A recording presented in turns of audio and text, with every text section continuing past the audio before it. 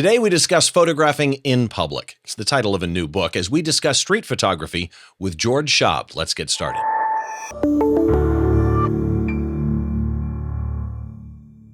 Hi, once again. Welcome to Behind the Shot. I'm Steve Brazill, and this is the show where we try and get inside the mind of a great photographer by taking a closer look behind one of their shots from conception to completion, all those stories and challenges that happen in between.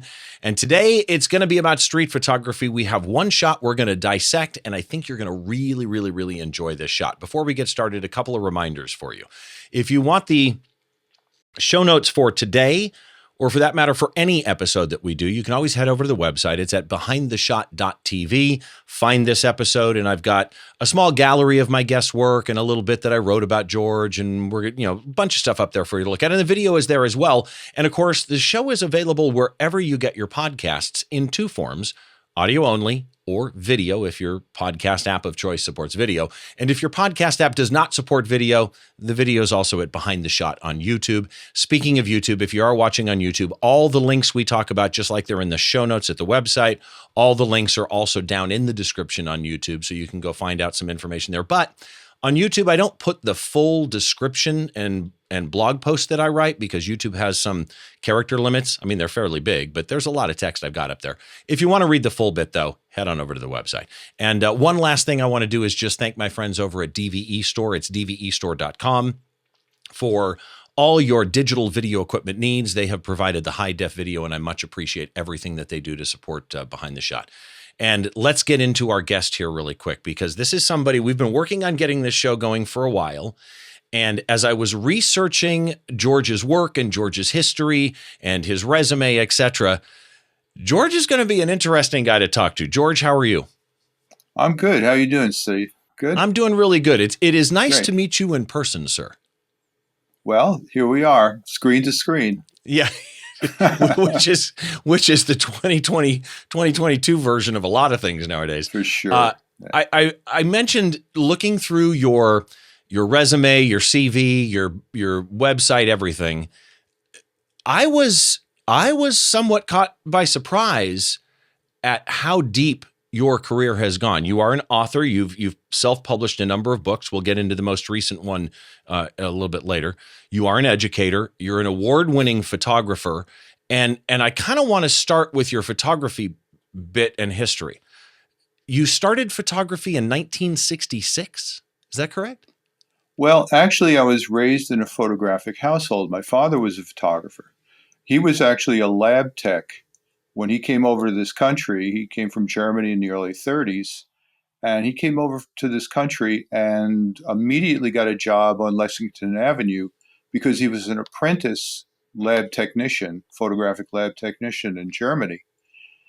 And he worked in Lexington Avenue and worked for a lot of fashion photographers because Lex used to be the center of the fashion industry in New York. And he also, because he had a family that he was raising, he did freelance work. And that kind of set me up in the way I thought about how you make a living and get around in this world, is that, yes, you may have a job, but there are many other opportunities for you, and you never know where that opportunity is going to lead. So anyway, so he had a full darkroom in the basement. He actually set up a dye transfer studio and did freelance dye transfer work in the basement of the house. And he had a camera club. A lot of guys in the neighborhood, he had a background set up in the basement. And these guys would come over and spend 2 hours setting up shot of like an apple and cheese board. I mean, that's what they would do there. And I would sit on the steps of the basement and watch these guys do this. And they were working with 4x5s. So it was always around in terms of my life. And then at one point, after college and all the craziness of the 60s, my father had set up a lab of his own. He had a shop, which was a custom black and white lab on Long Island.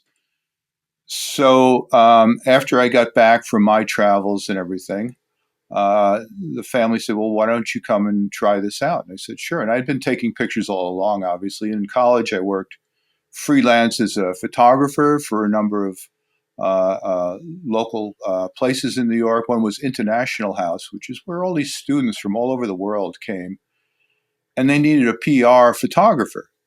And they actually hired me full time to sit around and take pictures occasionally of some of the activities in this place.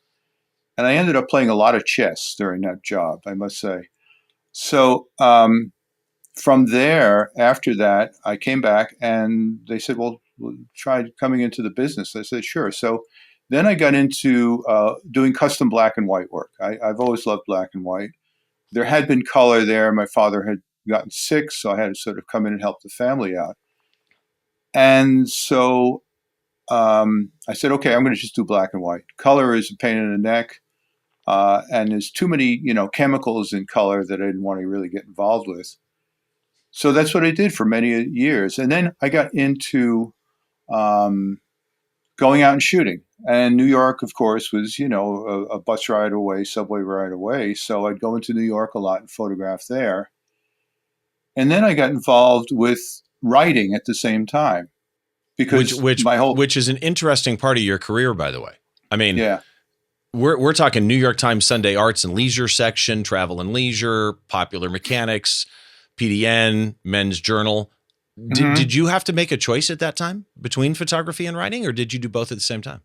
No, because I was mostly writing about photography and I would illustrate the pieces with my own photography. So it was kind of a combo package I could present to these magazines. I mean, I really miss magazines. I have to tell you, it was great. Magazine world is terrific. There was so many opportunities for a photographer, particularly if you could write.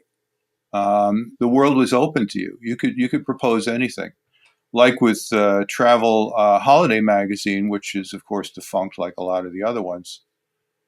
I would go in there once a month and see the editor and say, well, he'd say, well, here's a call sheet. And I used to give you a call sheet of all the stories they were going to run in the next 6 months, was their editorial calendar. And he said, what do you want to fill, in terms of pictures? So I'd say, okay, this one, that one, the other one. And that got me to traveling a lot and photographing. So that really worked out well. And I guess the real break, as far as I was concerned, was there was a fellow named Rick Salmon. I don't know if you know Rick at all, Rick but is a Rick, good friend. Yes. okay, great. So Rick Salmon was the editor of Studio Photography, PTN Publishing, a couple of miles from where my lab was. And he used to bring in his work for processing and printing, for his articles and whatever he was doing. So one day he says, I need an article for this, for my magazine, Studio Photography. I said, well, what do you want it on? He said, well, we're trying to do something with Olympus on how this is a great camera for street photography. And if you could take it out and shoot with it and so forth and so on, and then, do the processing and the printing and so forth. I said, great, I'll do it. So that's really what got me started in writing. And at PTN, there were magazines for every aspect of photography, for industrial photography, for medical imaging, for advanced imaging. I mean, it was one of the places where you could go in and walk from editor to editor to editor and pick up assignments. And that's how I got involved with writing for these magazines. And then, of course, there was a magazine called Darkroom Photography. And so that was my thing, Darkroom. So I started doing a monthly column for them. And then another editor at PTN, who was sort of unceremoniously bounced, if you will, um, he had a contact at the New York Times. And so he said, well, let's do some stuff for the arts and leisure section, because they had a camera section and they had a photography section. It was a how-to. They don't have that anymore, but they had a how-to in there. So we sort of joined together and did that. And we'd go and we'd do the article. We never got in the office. The editor was a guy named Bernie Gladstone. And Bernie was notorious for cutting off your last paragraph. So if he didn't have space, he would edit with, as we say, with a knife, and he would cut off the last paragraph. But nevertheless, it was a great place, to write for and everything. And we'd go downstairs, and he'd come down, and he'd look at us, and we'd give him the package with the pictures and the story, and he'd kind of grunt and leave us. So we never really got to know the guy. But it was kind of fun, to do that, and it was a nice kick to do it. So yeah, so all of this stuff kind of meshed together, where the photography got me into, and I was always a writer as a kid. I had pretenses to be a writer. So all of this stuff kind of meshed together where I was doing the writing, the photography, the contacts, everything else. I was a busy boy. Well, and you got, I mean, again, researching you was one of the most fascinating things I've done. You covered the LA Olympics. You were a writer, copy editor, executive editor at Popular Photography magazine. You were the editorial director for Shutterbug.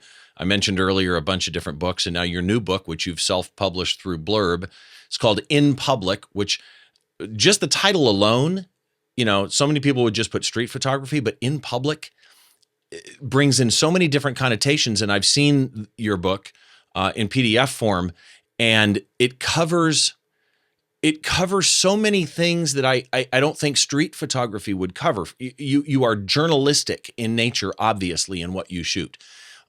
Your pictures, they all seem to tell stories. So my first question really on photography for you would be, in all of these years that you've been doing it, photography has changed so greatly. I mean, yeah, we can go to film to digital. That's the easy one, right? But photography in and of itself, technologically, accepted practice, all of that has, the storytelling aspects has changed.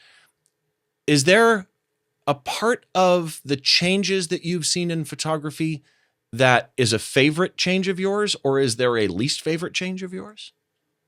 If we're talking technically, I really embraced digital photography when it happened.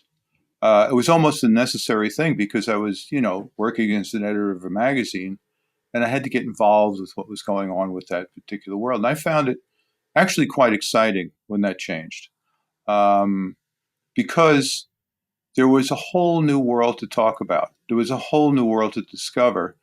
I'm not a big artificial intelligence guy in that sense. I mean, I still, when I photograph, I go to aperture priority, I center weight my metering and all this other stuff. But the communicative possibilities of this medium are quite incredible. I mean, for example, when you self-publish a book now, you don't have to do separations like you'd have to do with film.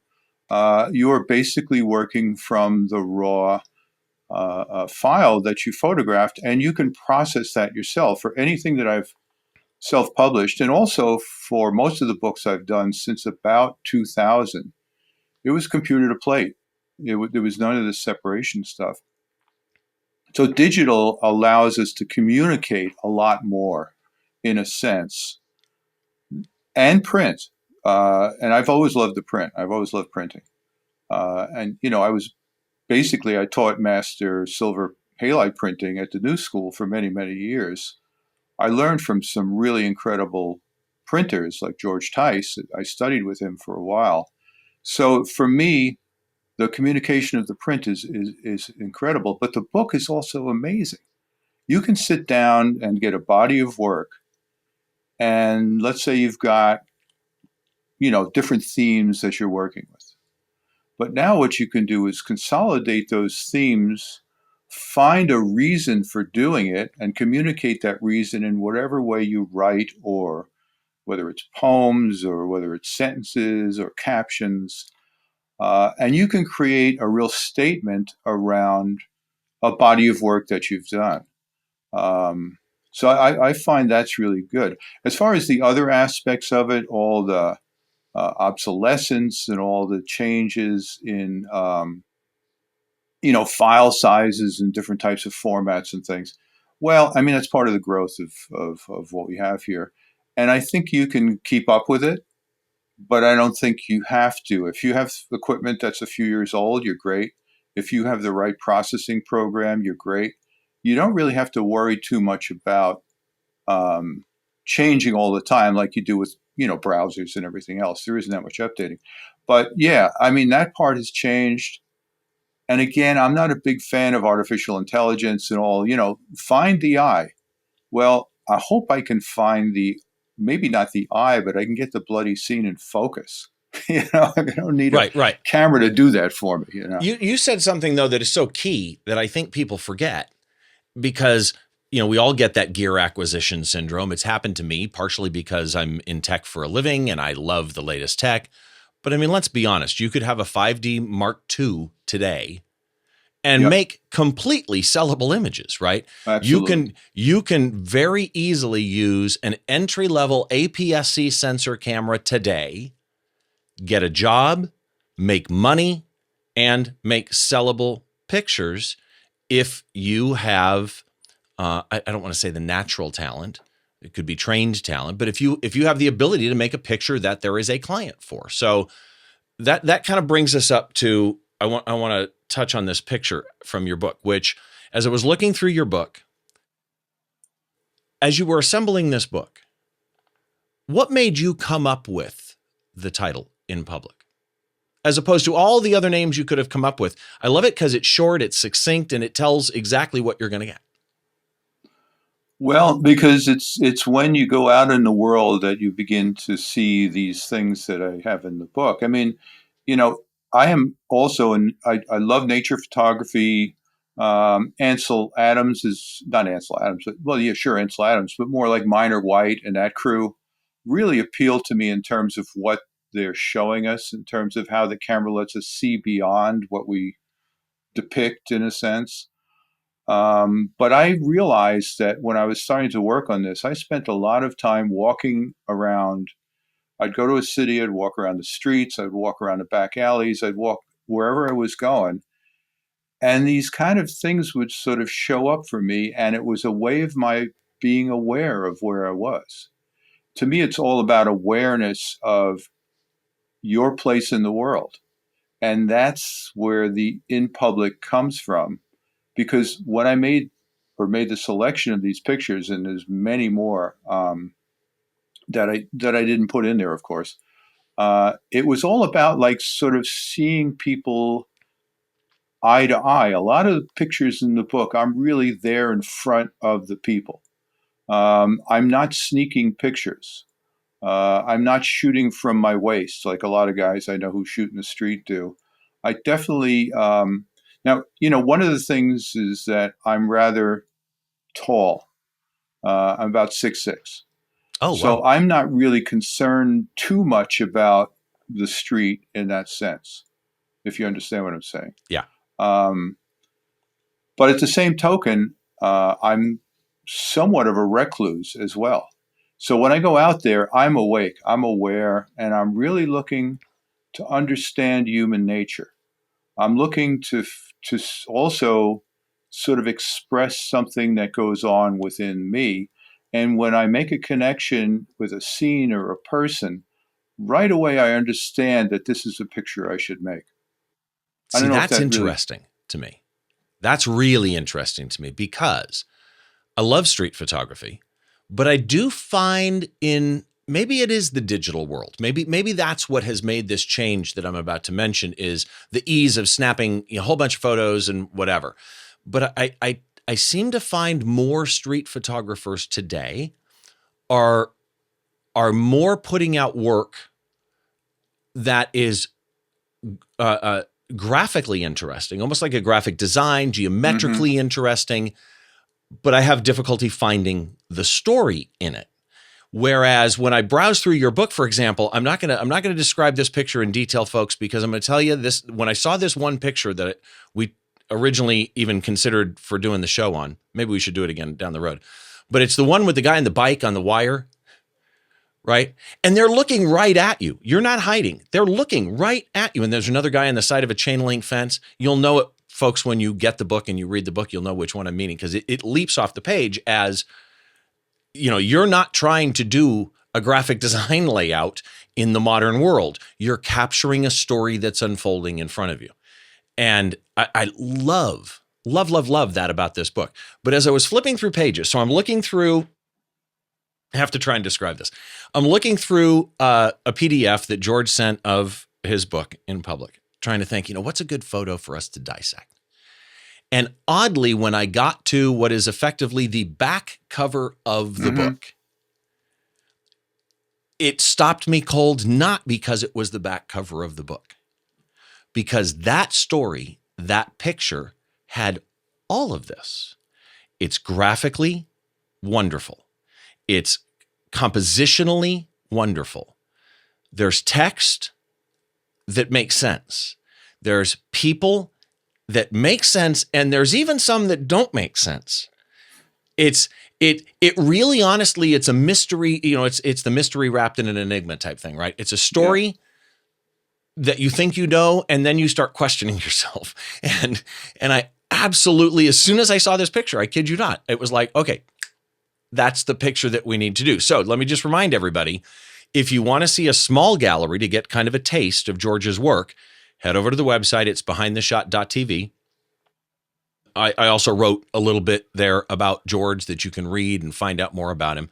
And of course, subscribe to the podcast wherever you get your podcasts. And if you would do me a favor, if you like this show in general and you like what you see or like what you listen to, would you head to Apple Podcasts or wherever you get your podcasts, leave a star rating, leave a written review. It helps with discoverability, and it would be much, much, much appreciated. So let's get into today's image.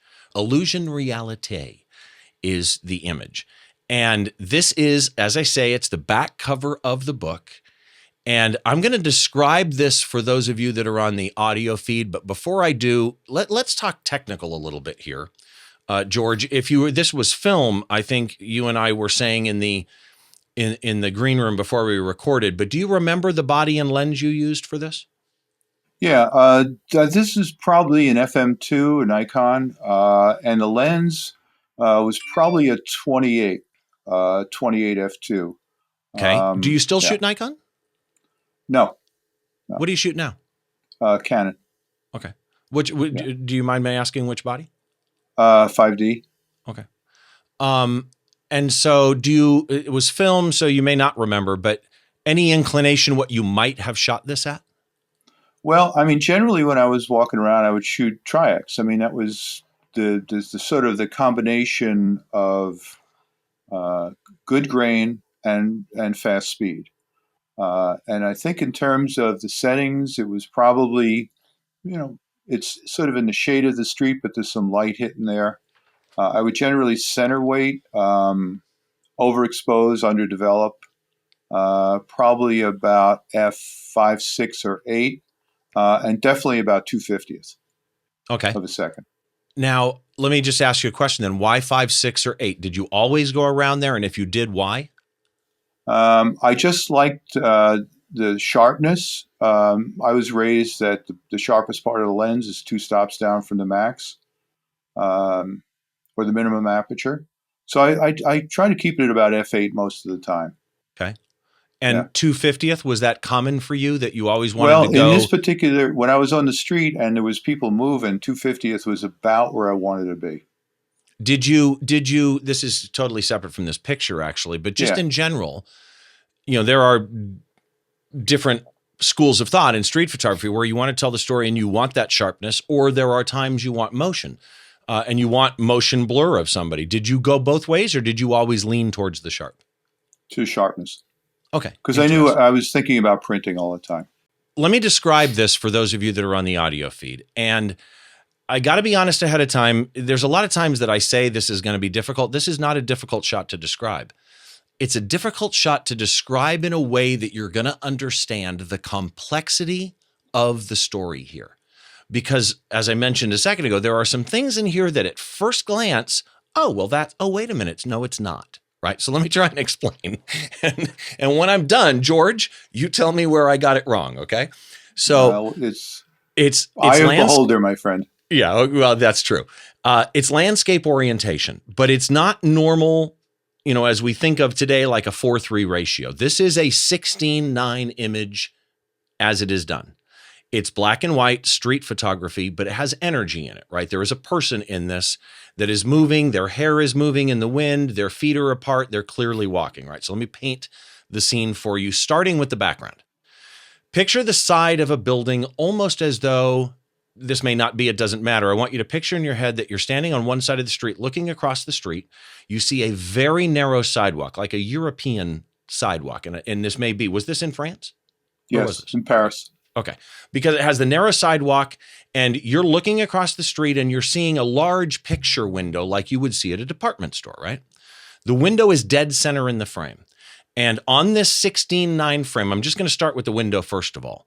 You have a little bit of street, you have a very narrow old sidewalk, you have a little bit of wall at the bottom, then the window. And at the end, at the top of the window, you have a vent and then the end of the picture. That's it. So this window is almost full height, okay? And it is almost exactly a third of the picture dead centered. So picture that first.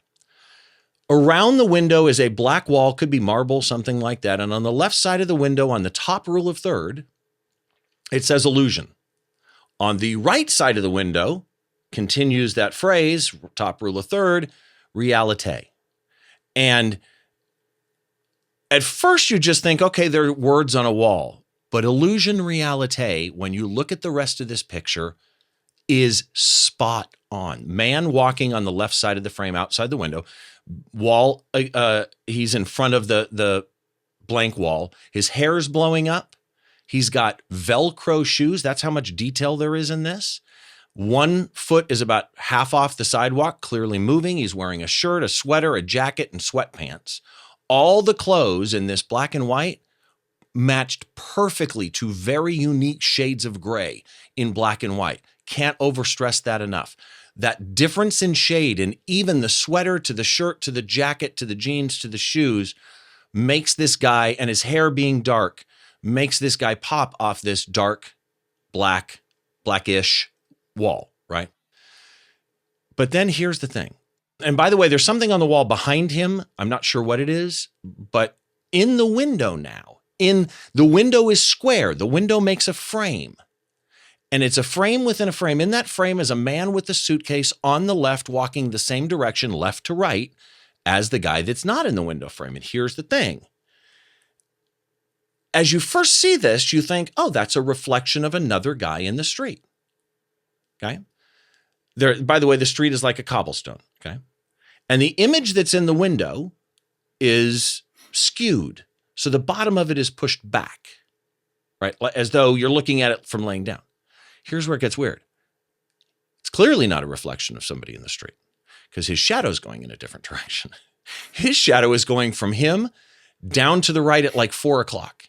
Whereas the guy in the sidewalk, his shadow is going more like 2 to 3 o'clock for him. Totally doesn't match shadow, right?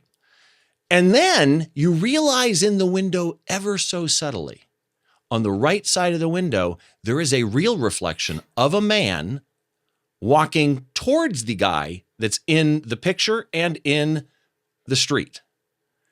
So it is illusion realite. This is a brilliant shot, George. Just so wonderfully done. Did I miss anything? You probably described it more than I ever did. Okay. It's the kind of moment thing. I mean, it's when, I'm not shooting, and you talked about digital.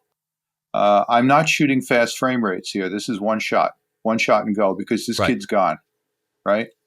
And I sort of stopped when I saw this thing in the window and the sign and everything else, and I said, "Huh!" And you can actually see my legs in the center of the reflection of the window. Oh, that's you. Okay. Yeah, and then I fade out as I go further up. So I'm there, but I'm not there. Illusion realite. Yeah, exactly. So the layering that you're describing is what I saw in the setup, as I call it. This was like a setup. This was handed to me on a platter. Well, let me ask you a question on that then. Were you standing on the other side of the street waiting for this kid to walk in? Somebody. Interesting. And then you just timed it spot on because he is in the perfect spot. Yeah, and this was a one-shot deal. And when I saw him coming, I said, now this may be all in retrospect, but I sort of saw that his clothes were the opposite of the man or the painting inside the window. Yes. Oh, I missed that. Light jacket, brown pants, brown jacket, light pants. I missed that. That's good. He lacked a suitcase, which bothered me a little bit. But at the same token, I also knew that with windows, you're going to see other things in the window. And this other figure, and this is one thing about street photography, you never know what you're going to catch. Because I didn't consciously see that other person walking in the direction towards both of these other figures Until you developed it? until I printed it. Because Wow. the negative was pretty thin at that point, as you can imagine. But then when I saw it, I went, oh, okay. Um, so that's one thing that's really important about street photography in my thing. If you look at the pictures in the book, you see that I'm really trying to catch a moment where things are happening that you cannot set up. There's people looking at you from a corner of the frame. Many of the pictures in the book, there's somebody looking directly at me, but is not the direct subject of the photograph. And I'm fascinated by that. So that someone is observing me as I'm observing this situation. And in some of the pictures, you'll see they're observing me with disdain or with Confusion. curiosity, Yeah. confusion. Why is he taking this? What is this? This is not like, the Champs-Élysées. This is just a bunch of people jumbled together. So that's part of what I really enjoy about it. It's always a surprise. How far in this shot, how far away are you? Okay, I'm on a 28, so I'm probably right in the middle of the street. Okay. And then here's a question. I'm really curious what you're going to say to this because I have my own thought process about this, especially knowing now that, and you could not have planned both a real guy and a reflected person, right?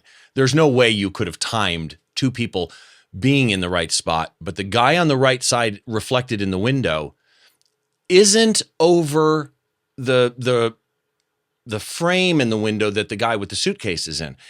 The person reflected in the window is in the blank spot, right? Mm-hmm. Mm-hmm. So to you, how important is the reflected guy on the right-hand side versus Absolutely. Yeah. everybody else? It's a nice cherry on top. Let's put it that way. It's basically a nice surprise that he's there. But again, this is part of what I really love about this type of work. You're always surprised. You're always surprised by what shows up. And then you have the sort of instinct to emphasize the surprise. You mentioned a puzzle before. I see a lot of pictures and a lot of successful street photography that at least I try to make are posing puzzles, are posing like, well, what's going on? What is this? It's the human puzzle. You don't know. You don't know. It So yeah, it's a nice surprise. it's again, I have a Mm-hmm. strong opinion about this. I almost think the ghosted person, the reflection in the window, the fact that that person is also within a frame, the inset skewed photo in the window does not really intersect them, and they don't intersect the frame. They're right in that gap between them. Mm-hmm. I almost think that makes this shot. And accidental or not, again, I don't. Yeah, accidental things happen, but I think when people are at your level, also accidents tend to happen a little bit more, right? Preparation, timing, understanding, making sure that reflections weren't in the window that took him away, right? A lot of people would end up at an angle, maybe at your height, would end up at an angle where you wouldn't see the guy even though he was technically there. So much happening in here. So let's talk about lighting for this because it's obviously all natural light, right? Mm-hmm. But part of what makes this shot to me also are those shadows. The real guy's shadow is basically on the wall, right? The guy in the picture shadow, long shadow, is going down and to the right. Were you aware of when you were capturing this? You obviously knew you wanted a person against that black wall with the other Mm-hmm. person in the window, in the print, in the photo, whatever it is, poster in the window. Were you aware of the shadow angle at the time in the picture versus humanity walking down the sidewalk? What I was aware of is that the young man on the left, his left foot is forward. That was essential to me. That his left foot echo, if you will, the paintings, the subject of the painting's left foot. The angle, I'm really Wow. into like shadows hitting or dark lines hitting the edge of the frame, sort of catches the frame, if you will. It holds it. It supports the frame, and that's what it does there. And I really loved the kind of strange rhomboid that this we know is a square piece formed. And that, you're right, it's the subject of my height. Yeah. It's the So, wow. subject of the angle at which it was taken. Okay. So I'm thinking compositionally, right? I mentioned in the beginning how I love the fact that, your crop on this being 16:9, the Illusion Realite comes just slightly, almost like the baseline of that text is the top rule of third in this shot. Mm-hmm. The picture itself is dead center, so basically goes from left to right rule of third.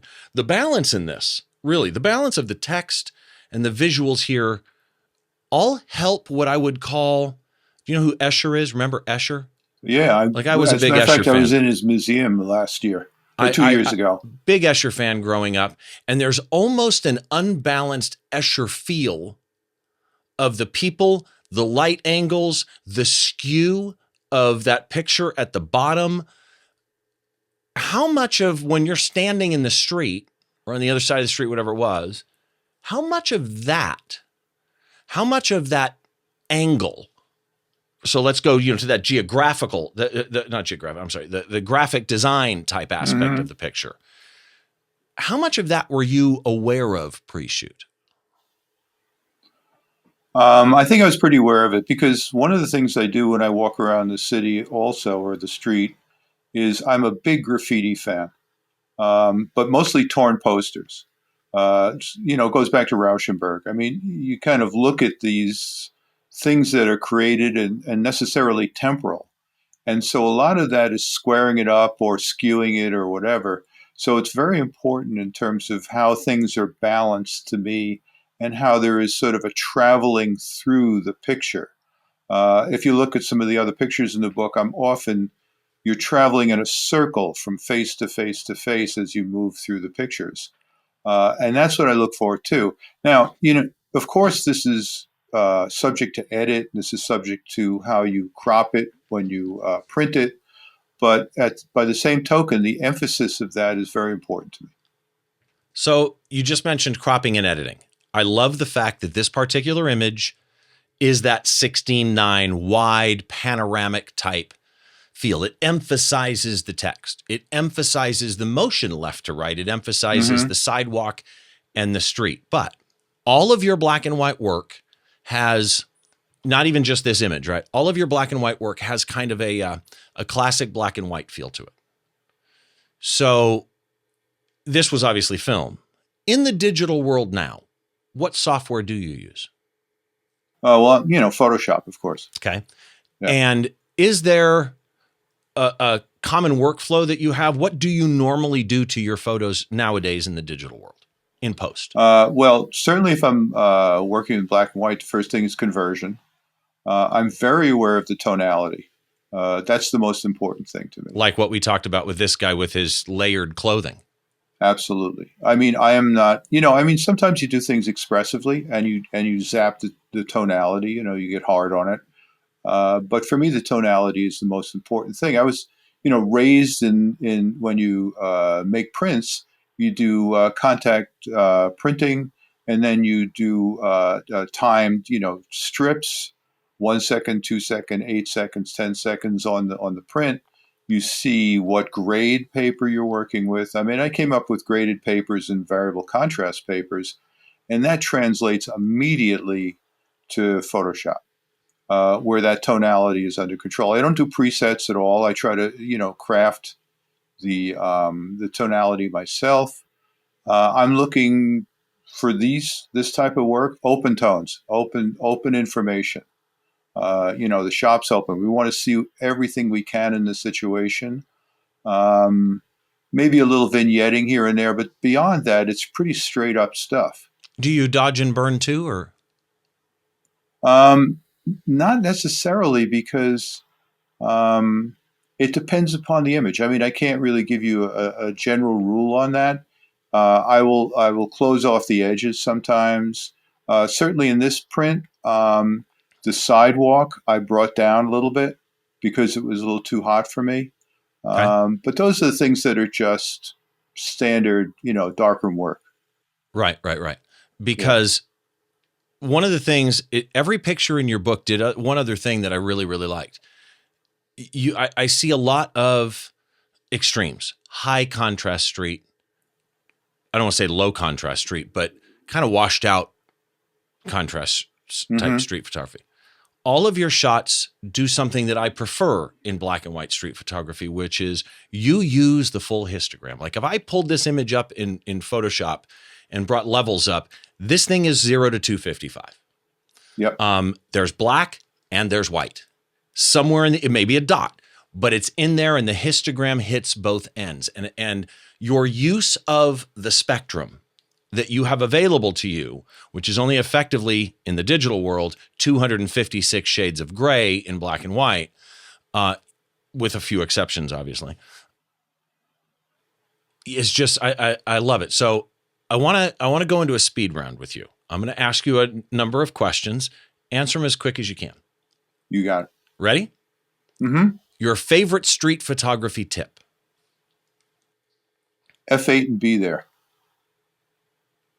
Biggest mistake you almost made or actually did make? Freezing one day and seeing a burnt out building, which was great, and forgetting that I didn't have film in the camera, running in, making pictures, getting out to the car and going, duh. Which is, by the way, I've had a number of people say, leave my battery at home, which is effectively the same thing now as not having film in the camera. Your favorite and this one's going to be an interesting answer. I'm just going to say ahead of time because I've seen the book and I'm not sure I know the answer to this having looked at your work. Your favorite composition rule, if you have one? I think you hit it with the thirds and the balance. Also triangles. Okay. Because in my head, I'm thinking of the one with the like tightrope with the bike on it and the person behind the chain link fence. And I'm in my head, I'm going to have to pull it up later and look. In my head now, I'm trying to think what that follows, but I see triangles in a lot of your shots. That's a good one. Your favorite drink? My favorite drink, good cup of coffee. Favorite photo-related gadget or app? Probably a gadget or app. Light meter. Interesting. Okay. Favorite artist, band, performer? Well, if I was 20 years younger, it would have been the Rolling Stones, but now it's the Beatles. Okay. And last but not least, is there a photographer that you know of, living or not, that you think more people should know about and follow? Gene Smith. Gene Smith. Why Gene Smith? First of all, he was a fanatic printer, and he was an inspiration to a lot of people in terms of the work he did. There was a book by Jim Hughes called Shadow and Substance about Gene Smith, and I think every photographer should read that, particularly people who do street photography or do, want to do photojournalistic photography. There's an amazing life that Smith lived. Okay. And I will have links to Gene Smith in the description down below if you're watching on YouTube, or in the blog post over at behindtheshot.tv, along with all of George's other links. If people want to find your portfolio, it's gschaub, gschaub.zenfolio.com. Right. That's where I have a lot of different types of work. Yeah. Okay. Instagram. What are you on Instagram? Not really doing it that much. More Facebook. Okay. Facebook. Do you know what your account name is on Facebook? Just me. Okay, so if you search for George Schaub, you'll find it. Yeah. Instagram, if you do want to follow him, it's George Schaub Photo. eBay, George Schaub Gallery. Twitter. I don't think you have a Twitter, right? Nope. Okay. And then where can people, and this is the most important one, and I will have a link to the book in the show notes, but where can people go to find the book? Well, if they, I self-publish it on blurb.com. If they go to blurb.com, they just type my name in search and there it'll be. Okay, that makes it really, really easy. So, George, thank you so much for doing this. I really appreciate Absolute it. I pleasure. love your work, and your book is pretty awesome. Thank you, brother. You've been great. I appreciate it very much. The pleasure, believe me, is all mine. Make sure you go follow George. Again, let me just let you know the URL for his portfolio, gschaub.zenfolio.com, or find the book in public. It's over on blurb.com, but I will have a link for that as well in the show notes. Thanks to everybody for joining us. Make sure you join us next time as we take a look inside the mind of a great photographer by taking a closer look behind one of their shots.